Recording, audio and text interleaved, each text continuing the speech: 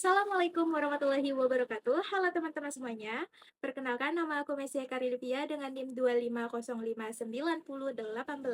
Aku dari Prodi S1 Manajemen NK. Di sini aku akan mempresentasikan hasil main map pengantar coding aku mengenai pengelolaan teks, array, pointer, dan tipe data bentukan.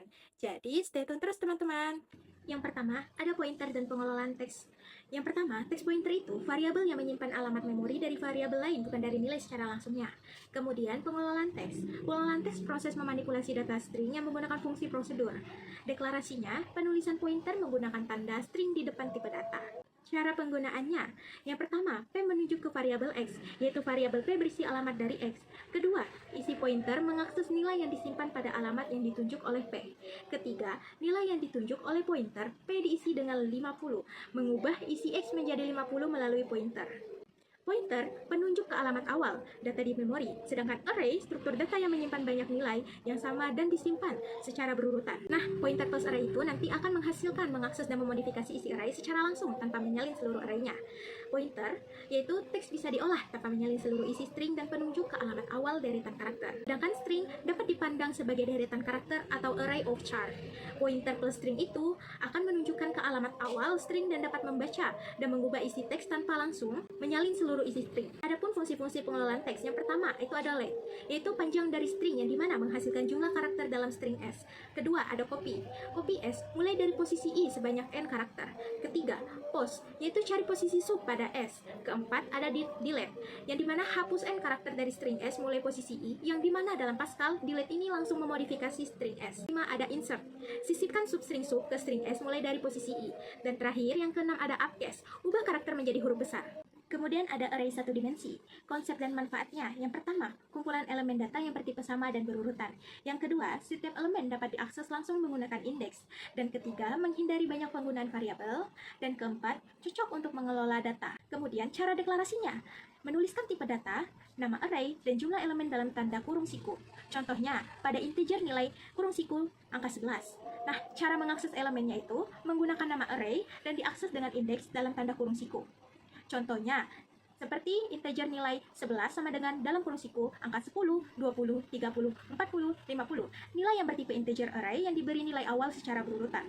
Contoh penggunaannya, dapat mengelola data yang sama secara terstruktur dan cepat diakses dengan menyebutkan indeks. Kemudian, ada program array satu dimensi. Yang pertama, deklarasikan variabel nilai sebagai array 5 elemen integer yaitu indeks 1 sampai 5.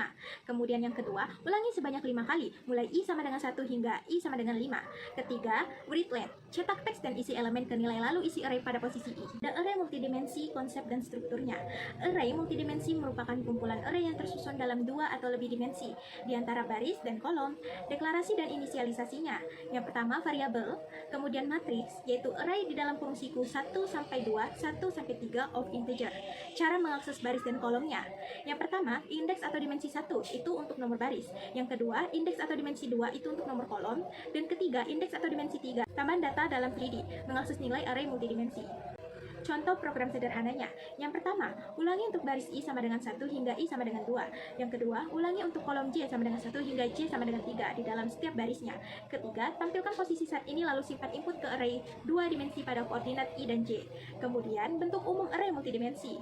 Yang pertama, ada array satu dimensi yaitu array I, yaitu array 1 dimensi indeks I atau elemen ke I. Kemudian ada array 2 dimensi, sama dengan array I dan J, yaitu array 2 dimensi indeks baris I dan kolom J. Kemudian array 3 dimensi yaitu array I, J, K, yaitu array 3 indeks. Kemudian ada array ND, array dimensi dengan indeks yang berturut-turut.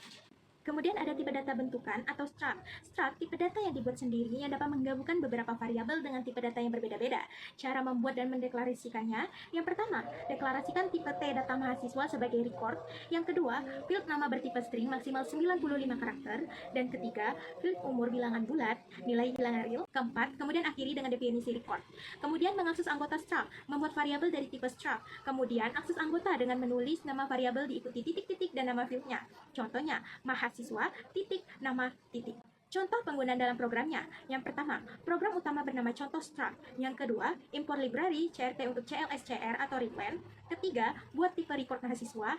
Keempat, buat variabel mahasiswa bertipe record. Kelima, mulai program utamanya. Dan keenam, isi field recordnya dari nama, umur, dan nilai. Kemudian, dicetak field recordnya. Dan terakhir, akhiri program dengan titik. Baik, hanya segitu saja yang bisa saya sampaikan. Maaf jika terdapat ada salah kata maupun ucapan. Semoga ilmu yang saya sampaikan ini bermanfaat untuk kita semua. Dan saya tutup dengan mengucapkan wassalamualaikum warahmatullahi wabarakatuh.